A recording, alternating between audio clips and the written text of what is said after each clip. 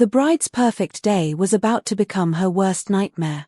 I watched from the shadows as Leona Vale adjusted her designer wedding dress, completely unaware that everything she'd built was about to crumble. In 30 minutes, thousands of people would witness her humiliation live on camera. I pressed my finger to my laptop's enter key. The revenge I'd spent 6 months planning was finally ready to unfold. 2 years ago, Leona Vale was my best friend and business partner. We'd built Voyant, a luxury travel tech startup, from nothing into a multi-million-dollar company. I was weeks away from marrying Daniel Cross, the love of my life, when she destroyed everything I cared about. She didn't just steal my fiancé. She gutted my career, turned investors against me, and pushed me out of the company I'd built with my own hands. The headlines painted them as tech's ultimate power couple while I became yesterday's news. They thought I'd disappeared, too broken to fight back. But in the darkness, I was rebuilding myself and planning something beautiful. Today, the world would watch Leona's wedding turn into the moment she lost everything. Her big day was about to become my victory. Let me take you back to where it all began. Leona and I met in college, two ambitious girls who dreamed of changing the world. She was the charming one who could sell ice to penguins. I was the quiet tech genius who actually built the products she promised. We were perfect together, like two pieces of a puzzle. After graduation, we started Voyant in my tiny apartment, surviving on ramen noodles and caffeine. The idea was simple: use AI to create personalized luxury travel experiences that made people feel like celebrities. I handled all the technical development while Leona worked her magic with investors and media. She was incredible at making people believe in our vision. Within 3 years, we had OFI CES in San Francisco, major clients, and millions in funding. "We're going to be the next big thing," Leona would say during our late-night work sessions. "You and me against the world, Sabrina. Equal partners forever." I believed her completely. Leona was more than my business partner. She was my sister, my best friend, the person I trusted most in the world. We shared everything. Our dreams, our fears, our successes. That trust would become my biggest mistake. Everything changed when I met Daniel Cross at an investor gala. He was old money elegant, the kind of man who wore expensive suits like they were casual clothes. When he smiled at me across the crowded room, I felt something I'd never experienced before.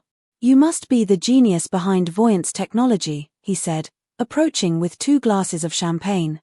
"I've been following your company's progress." Impressive work. Daniel was a private equity investor with connections to every major tech firm in Silicon Valley. He was charming, intelligent, and genuinely interested in what I had to say about algorithms and user experience design. Most investors only wanted to talk to Leona. Our romance felt like destiny. He understood the pressure of building something from nothing. He listened when I talked about code architecture and database optimization. For the first time in my life, I felt seen by someone outside the tech world. Leona encouraged our relationship from the beginning. "He's perfect for you," she'd say with a bright smile. And think about what his connections could mean for Voyant. 6 months later, Daniel proposed during a sunset dinner overlooking the bay. I said yes without hesitation. As our relationship with Daniel grew stronger, so did Voyant's funding opportunities. We were preparing for Series B funding that would take us to the next level. The investors wanted to see strong leadership, proven growth, and a clear vision for the future. But something was shifting in the investor meetings. I started noticing subtle changes in how people talked to me versus how they talked to Leona. They called her visionary and inspiring. They called me technical support and implementation specialist. "The market responds better to charismatic leadership," one investor told us during a pitch meeting. "People invest in stories and personalities, not just technology." Leona nodded thoughtfully. "Sabrina is brilliant with the tech side, but I think I should take point on the business strategy presentations." I felt a small knot forming in my stomach, but I pushed it aside. We were partners. We were building this together. Leona was just playing to our strengths, right? Daniel started attending more of our company meetings, offering advice on investor relations and strategic partnerships. His insights were valuable, but something felt different. He and Leona would have long conversations about market positioning and leadership optics that somehow always happened when I was busy with development work. The foundation was already cracking. I just didn't see it yet. The first real warning sign came disguised as concern. Leona started making comments about my emotional capacity to handle both wedding planning and the funding process. "You seem so stressed lately," she'd say in front of other team members. "Maybe you should focus on the technical side and let me handle the investor pressure." Then Daniel began siding with her in small disagreements. When I suggested a new feature rollout timeline, he'd say, "Leona's approach seems more realistic." When I wanted to hire additional developers, he'd agree with her that marketing was the real priority. They weren't big moments. They were tiny cuts, so small I barely felt them individually. But together, they created a pattern that made me question my own judgment. "I'm just worried about you," Leona said one evening as we worked late. "You're carrying so much responsibility. The wedding, the company, the technical development. It's a lot for anyone." "I can handle it," I insisted. "Of course you can," she said with a sympathetic smile. "But you don't have to carry everything alone. That's what partners are for." I thought she was being supportive. I didn't realize she was positioning herself to take control. When Daniel and I announced our engagement, Leona insisted on being my maid of honor.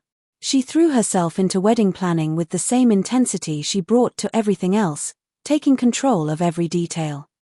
"I want your day to be perfect," she said, showing me venue options on her tablet. "You deserve nothing but the best." She chose the flowers, the caterer, the photographer. She coordinated with Daniel's family and managed the guest list. I was grateful for her help, especially with the Series B funding meetings consuming most of my time. "You're so lucky to have a friend like Leona," Daniel said one night as we reviewed wedding invitations she'd selected. "She really cares about making this special for you." The wedding was set for a Saturday in June, the same weekend Voyant was supposed to announce our biggest partnership yet. Leona suggested we combine the events for maximum media impact. "Think about it," she said excitedly. "Tech's rising star gets married and announces a major business milestone. The press will love the narrative." It sounded perfect. A fairy tale ending to years of hard work. I had no idea I was planning the stage for my own destruction. The first knife went in so smoothly I almost didn't feel it.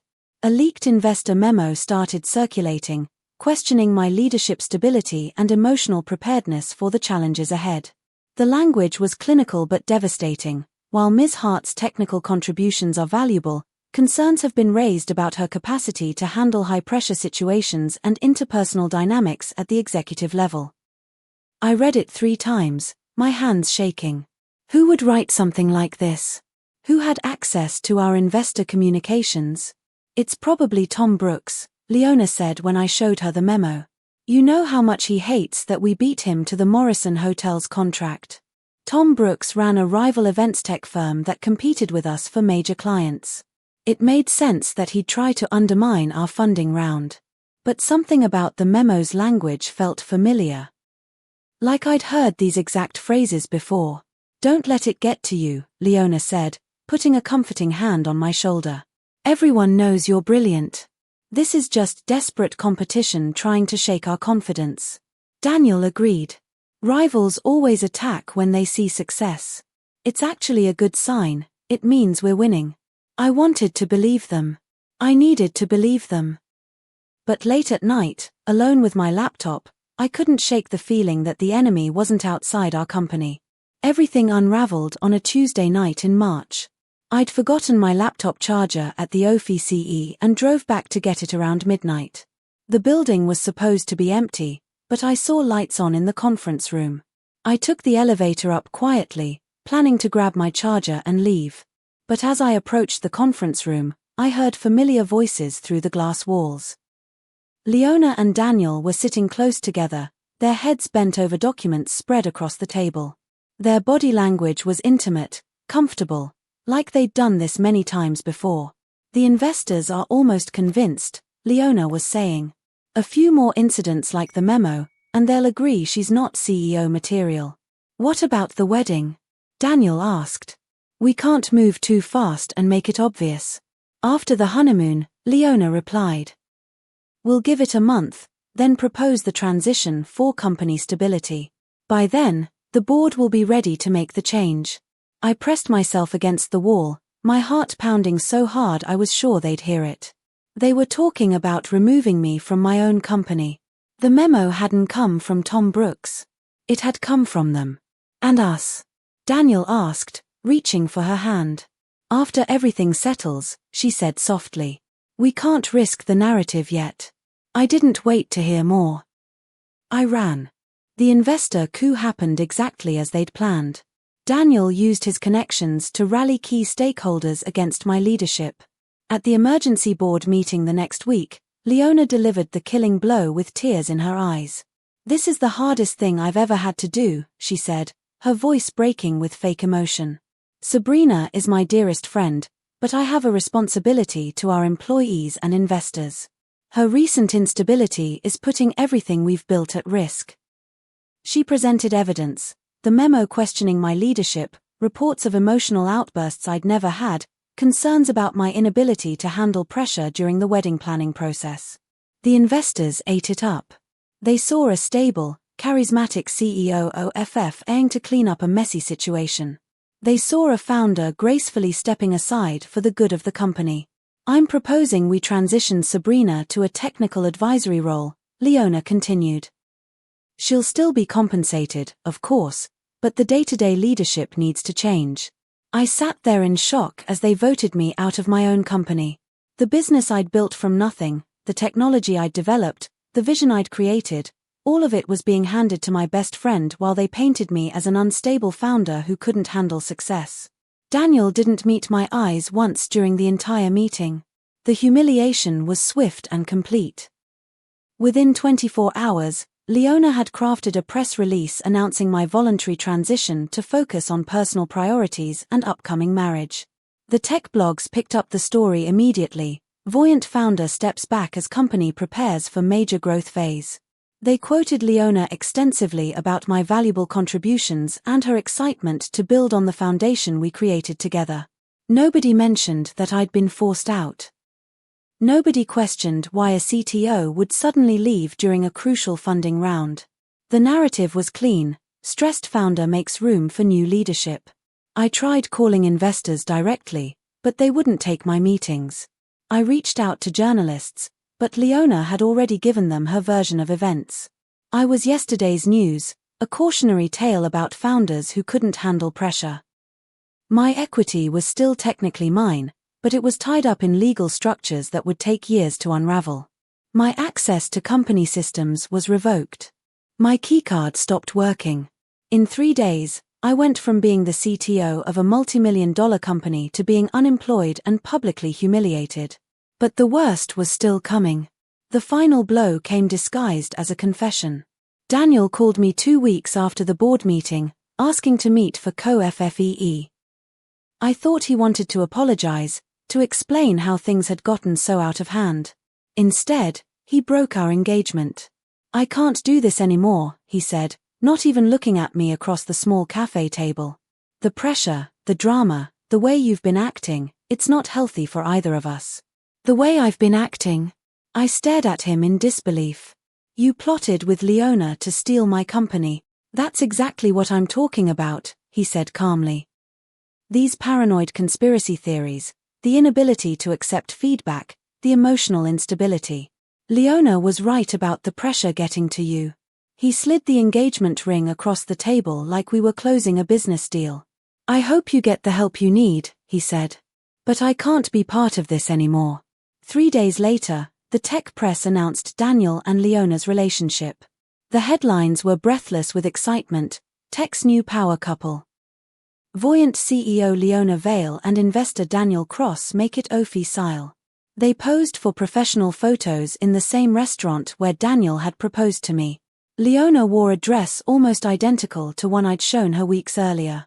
The betrayal was complete. The wedding announcement came like a slap across the face. Leona and Daniel were getting married on June 15th, the exact same date that was supposed to be my wedding day. The announcement went viral across tech Twitter. Everyone loved the story. Brilliant CEO finds love with visionary investor while building the future of luxury travel. They were calling it the wedding of the year in Silicon Valley circles. Leona's Instagram post was perfectly crafted. Sometimes life surprises you with exactly what you need when you need it most. Can't wait to marry my best friend and build our future together. #power couple #voyant family. The engagement photos were magazine quality. Leona in a flowing white dress, Daniel in a perfectly tailored suit, both of them gazing lovingly at each other against a sunset backdrop. The same backdrop where he'd proposed to me 8 months earlier. The comments were full of congratulations and heart emojis.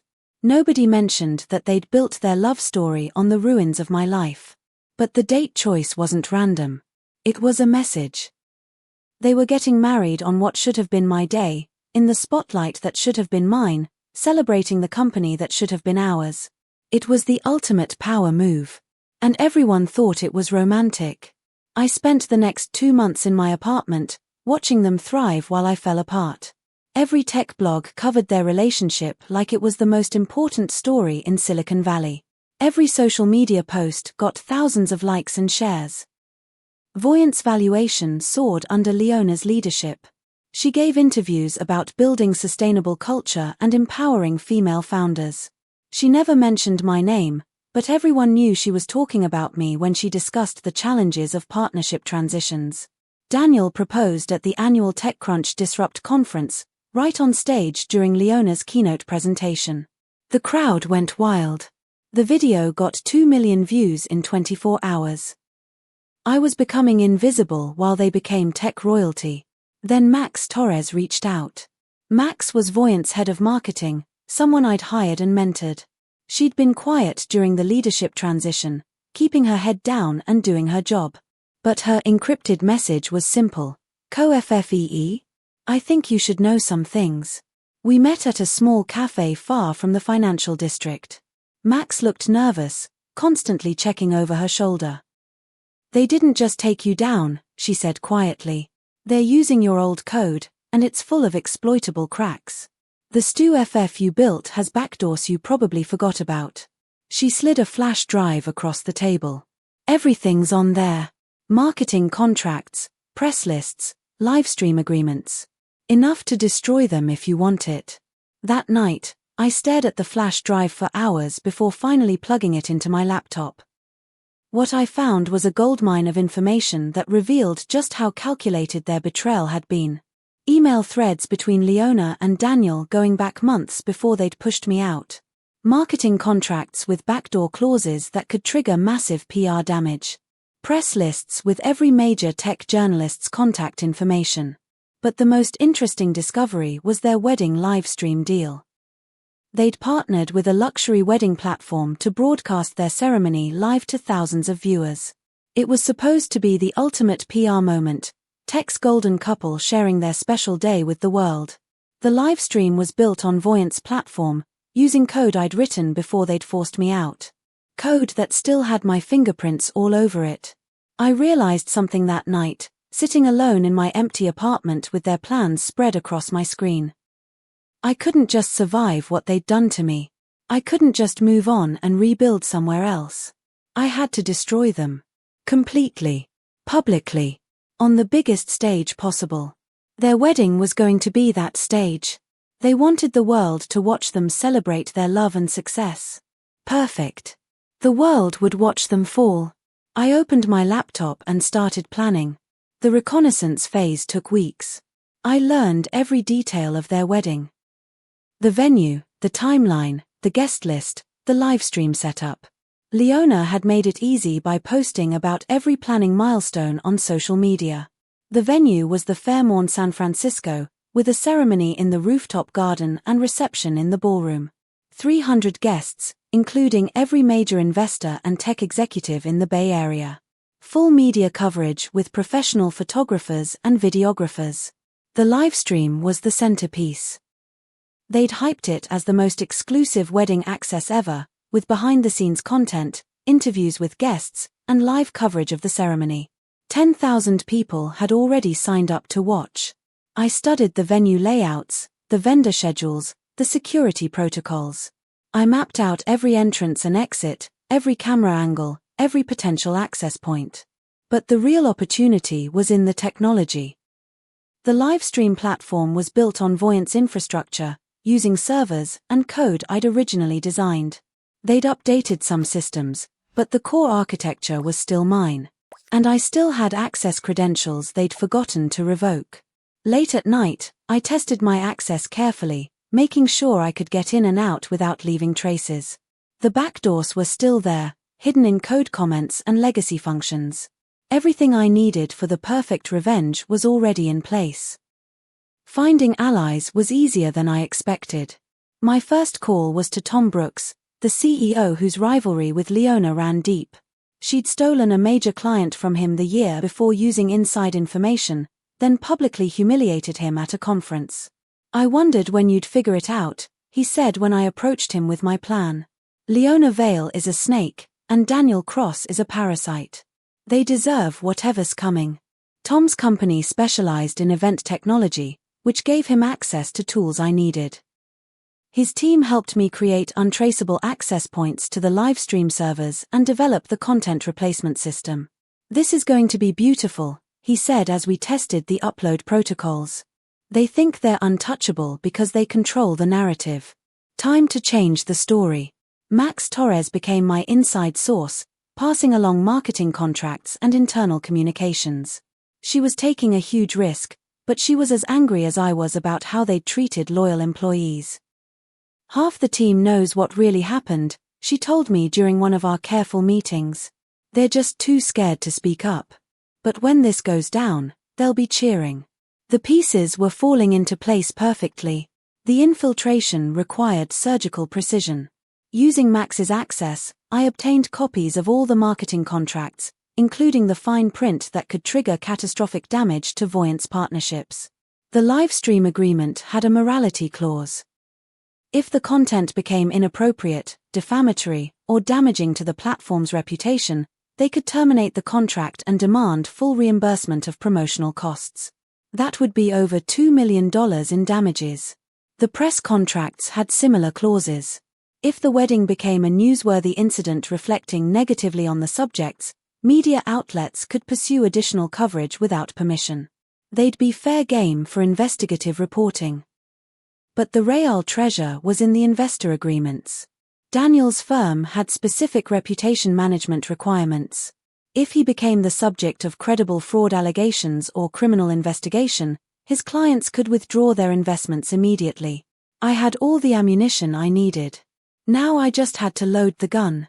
Using my old access credentials, I carefully planted a content replacement function in the livestream code.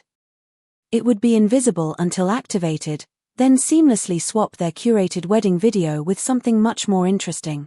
The beauty was in the simplicity. They'd spend months creating the perfect PR moment, and I'd turn it into their public execution. The bait was a carefully crafted tip to Rebecca Martinez, a tech journalist known for her investigative work on startup fraud. I sent her an anonymous package of documents showing suspicious financial transfers between Daniel's investment firm and several Voyant vendors. The documents were real, pulled from Max's intelligence gathering. They showed Daniel steering Voyant contracts to companies he had financial interests in, then taking kickbacks through shell corporations.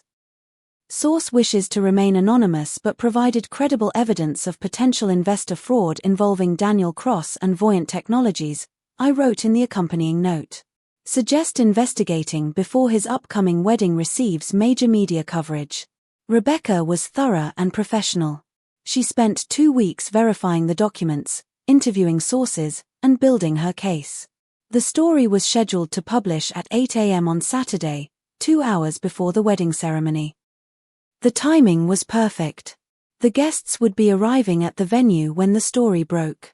Daniel and Leona would be in the bridal suite, doing final preparations, when their phones started exploding with calls from investors and board members. They'd have to choose, cancel the wedding and deal with the crisis, or proceed with the ceremony while their world burned around them. I was betting they'd choose their egos over their sense. The final piece was the most dangerous. Recording the evidence I needed for my content swap. Using Max's access to the executive OFI-CES, I planted tiny recording devices in conference rooms where Leona and Daniel held their private strategy meetings. Over several weeks, I collected hours of audio and video footage showing them plotting my removal, discussing their real feelings about our friendship, and revealing the calculated nature of their betrayal. The best clip was from a meeting 2 weeks before my board ouster. Leona was laughing as she described how easy it was to manipulate me. "Sabrina is so naive," she said, scrolling through messages on her phone. "She actually thinks I care about her feelings. The wedding planning has been perfect. She's so distracted by flower arrangements that she can't see what's happening right in front of her." "What about afterward?" Daniel asked. "She's not going to just disappear quietly. She will if we play it right," Leona replied confidently. "Paint her as unstable, frame the narrative around her inability to handle pressure. By the time we're done, no one will want to work with her anyway." I had everything I needed for their destruction. The only question was how dramatic to make their fall. I decided to make it spectacular. The dress rehearsal was my final test.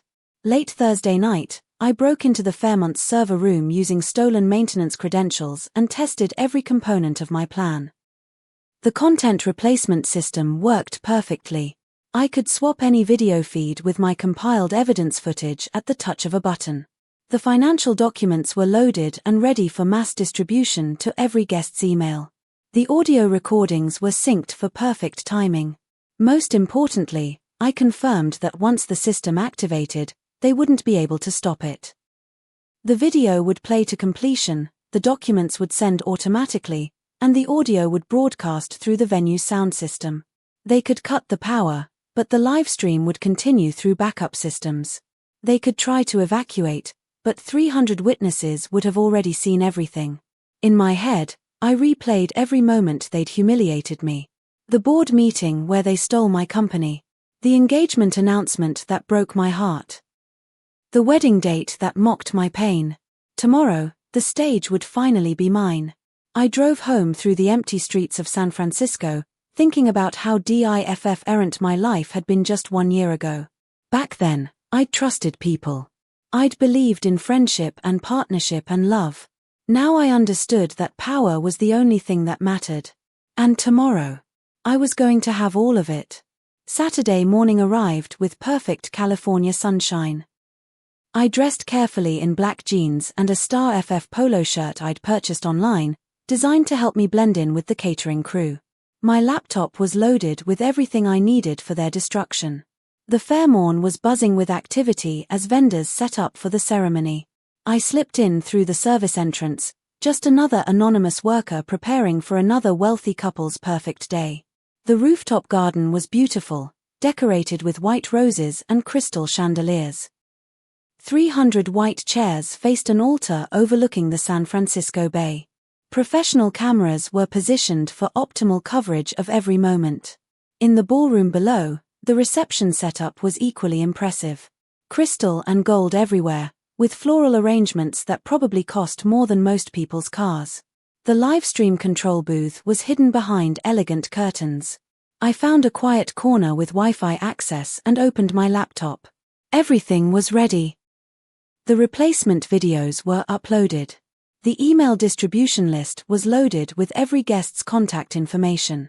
At 8 a.m. exactly, Rebecca Martinez's article went live, Investor Fraud Allegations Rock Tech Power Couple Hours Before Celebrity Wedding. I watched the chaos begin. The article hit the tech world like an earthquake. Within 30 minutes, it was trending on every social platform. The evidence was damning.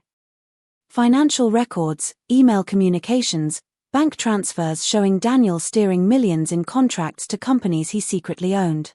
I watched from the hotel lobby as wedding guests arrived, many of them checking their phones with concerned expressions. Investors were pulling up in black cars, their faces grim as they took urgent phone calls before entering the venue.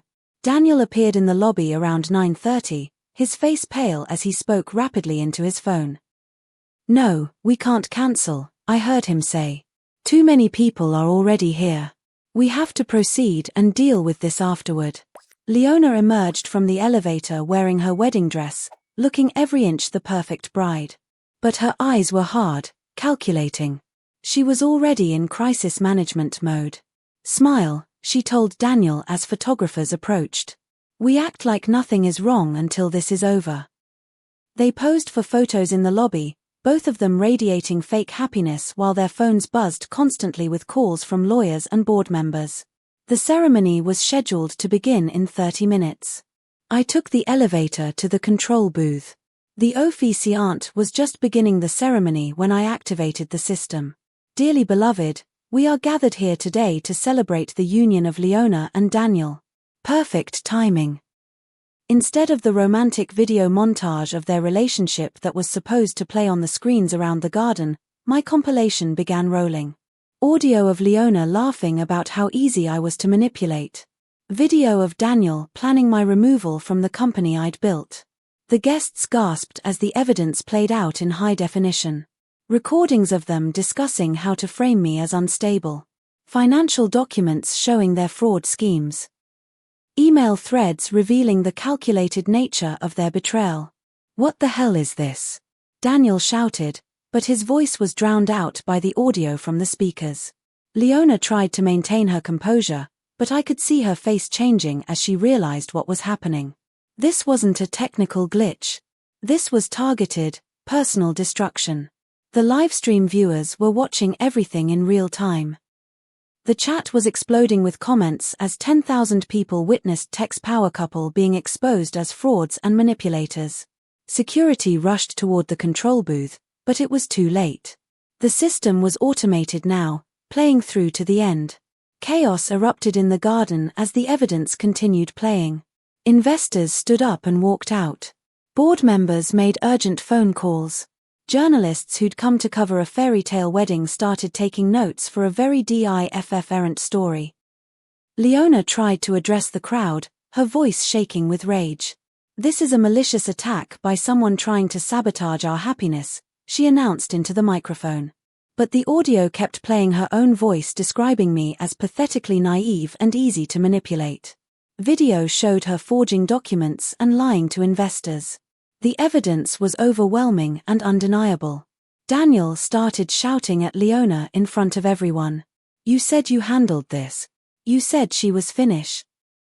She was supposed to be. Leona snapped back, her perfect composure finally cracking. How could she still have access? Guests filmed everything on their phones.